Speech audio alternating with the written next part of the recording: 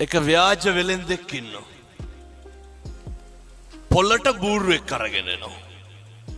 මොනා කියලාද බූරුව අරගෙන එන්නේ? මේ බූරුව වසුරු දානවා. වසුරු දානකොට බූරුවගෙන් වැටෙන්නේ මොනවාද? රංකාසි. ව්‍යාජ පශ්චාත් භාගයක් හදාගෙන ඇවිල්ලා තමයි දැන් පොලේ තියාගෙන විකුණනවා. අර ව්‍යාජ රංකාසි වැටෙනවා වසුරු දානකොට. එක වෙලෙන්දෙක් වැඩි මිලට ගන්නවා. ඇයි මම මේ අපි ගැන කියන්නේ? වැඩි මිලට ගන්නවා. අරගෙන ඇයි දැන් මේ බූරුව රංකාසි වසුරු දානවා? අපේ අම්මලා තාත්තලා හොඳට අහගන්න ඕනේ. අපි බූරුව නම් ගන්නෙ නෑ. ගෙදර අරගෙන ගිහිල්ලා දැන් බලාගෙන ඉන්නවා බූරුව වසුරු දානකම්. වසුරු දානවා රංකාසි නෑ. අය බූරුව රංකාසි වසුරු දානයි.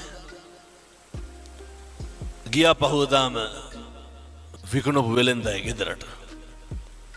යනකොට ගෙදර හිටියේ නෑ. බිරිඳ කියනවා මුදලාලි ගෙදර නෑ. පණිවිඩේ යවන්නම් ටිකක් ඉන්න. එහෙම කියලා ගෙදර හිටපු බල්ලට ගැහුවා. ගහලා කිව්වා මහත්තයා එක් කරගෙන වරෙන් කියලා. බල්ලා ගහනකොට දුවනවනේ බල්ලෝ. ඉතින් හොරතල් වෙන්නේ නැහැ. ඒ විදිහෙම බල්ලෙක් එක්ක අර ව්‍යාජ වෙලෙන්ද ආවා. ඇවිල්ලා දැන් අර බූරුව සල්ලි වල ගත්ත මනුස්සයට පුදුමේ මොකක්ද? මේ පණිවිඩ කියන බල්ලෝ ඉන්නවා. දැන් අර යකාට බූරුව අමතක වුණා. දැන් මොකේටද පොර කන්නේ? අපිමයි. දැන් පොර කනවා බල්ලා ගන්න. හැරිලා බැලුවොත් නරකද අතීතේ. එකපාරක් මදිද රැවටුණා. මේ හිත කියන වංචාකාරයා. බල්ලා සල්ලි වලට අරගෙන යනවා ගෙදර.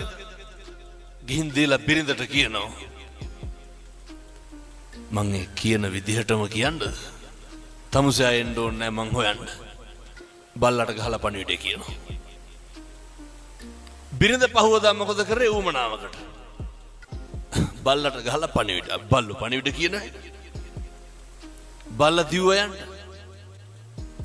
දැන් පහදන්න බෑ. පහුවදා 25ක් 30ක් විතර ආවා. ගෙදර ගියා මුදලාලිගේ. ඒත් අර ව්‍යාජ වෙලෙන්ද ගෙදර නැහැ. ඊට පස්සේ ටිකකින් ආවා. ආපු ගමන් ව්‍යාජ වෙලෙන්ද බිරිඳගෙන් අහනවා ඇයි මේ මිනිස්සුන්ට සංග්‍රහ කරේ නැත්තේ? අර මිනිස්සු ආවේ දැන් වෙලෙන්ද උස්සගෙන යන්න මරන්න.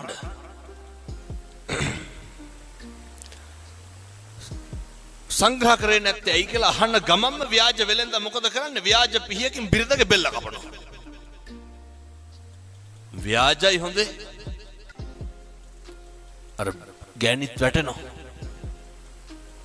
අර ආපු මිනිස්සු සේරම තක්කු මුක්කු වෙනවා. මොකේද? බෙල්ල කැපුවානේ. අහනවා ඇයි මැරුවේ? නෑ මට කේන්ති ගියා ඔය කට්ටියට සලකපු නැති හින්දා. දැන් මිනිස්සු අහනවා දැන් කොහොමද පණ ගන්න? ඒකට බය වෙන්න එපා. මං ගාව නලාවක් තියෙනවා. නලාව ගහපු ගමන් එනවා පණ එනවා. බොරුවටනේ වැටුනේ. දෙපාරයි නලාව පිම්බි අර ගෑනු කෙනා නැගිට්ටා. දැන් ආපු සේරම පොර කනවා මොකේද? නලාව සල්ලි වලට ගන්න. පොර කාලා අරගෙන ගියා. ඔය අපේ තාත්තලාටත් හිතිලා නැද්ද එහෙම? කොච්චර කියලාද මේ අම්මලාට තෝ මරනවා කියලා. මේ පැතිවල එහෙම කියන්නේ නැතුව ඇති. මං කියන්නේ අනිත් පැතිවල ටිකක් තඩි ඔට්ටු තට්ටු වෙනවා වැඩි ගෙවල් වල. තාත්තලා කොච්චර කුණු හරපෙන් බැලලා ඇද්දනේ. මං කියන්නේ එහෙමයි බොහෝ පිරිස්. මෙහෙම කියනකොට තාත්තලා හිතන නැති. ඕකේ අනිත් පැත්ත. කෙසේ හෝ වේවා නලාව අරගෙන ගෙදර ගියා. පැත්තකින් තියලා දැන් හැන්දෑවේ ගෙදර ඉන්නකොට ගෙදර දබර දෙන්නගේ. නලාවක් තියෙන එකේ බය වෙන්න දෙයක් නැහැනේ ගහලා මැරුවා. ටිකක් ඉඳලම පිඹින්නම් කියලා හිතලා අරගෙන පිඹිනවා. පිඹට මල කඳන් වලට පණ එන්නේ. බූරුවට රැවටුණා, බල්ලට රැවටුණා, නලාවට රැවටුණා. මුළු ගමම ගියා ව්‍යාජ වෙලෙන්ද හොයාගෙන.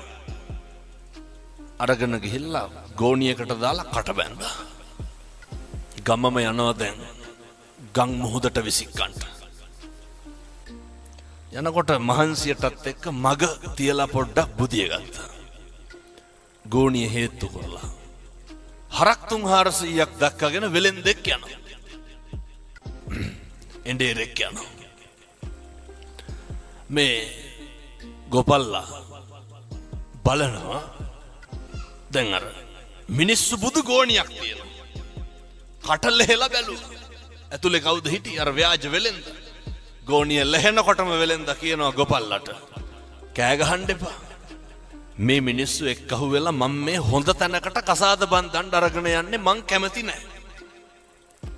ගෝපල්ලා කල්පනා කරුවා මොකක්ද? හොඳ තැනකින් බැඳ ගන්න පුළුවන්. ඉවරයක් තියනවද මේ රැවටෙන එකේ? වහිනා වෙලා ඇහුවා වගේ නෙමෙයි හොඳේ හැදෙන්නත් ඕනේ.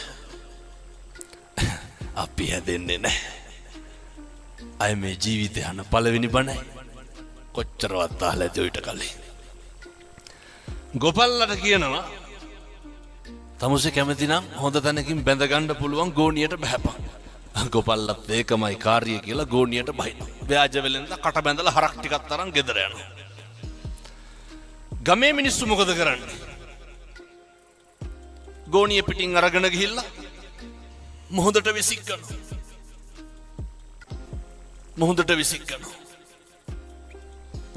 මුහුදට විසික්කලා බහුව ගමට එනකොට මෙන්න අර ව්‍යාජ වෙලෙන්ද ඉන්නව හරක් 300ක් එක ගෙදර.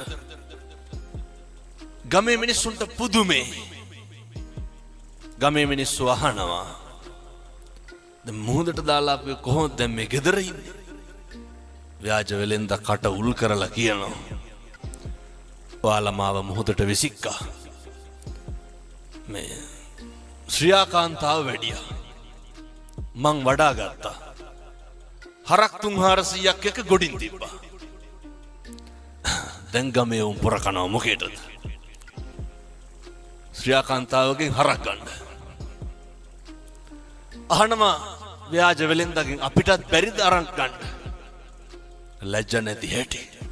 වෙලෙන්ද මොකද කියන්නේ? පුළුවන්. මුළු ගමම බස්සනවා ගෝණි වලට. කට බැඳලා ගිහිල්ලා මොහොතට දානවා. ඉතුරුනේ කවුද? ව්‍යාජ වෙලෙන්ද විතරයි. කවුද මේ ව්‍යාජ වෙලෙන්ද? මේ අපේ විඥානේ. ඒක පවතිනවා දිගටම හොඳේ. මේක හැම තැනටම යනවා. අඩු වැඩි වශයෙන් අපි මොකද කරන්නේ? විනාශ වෙන කම්ම රැවටෙනවා.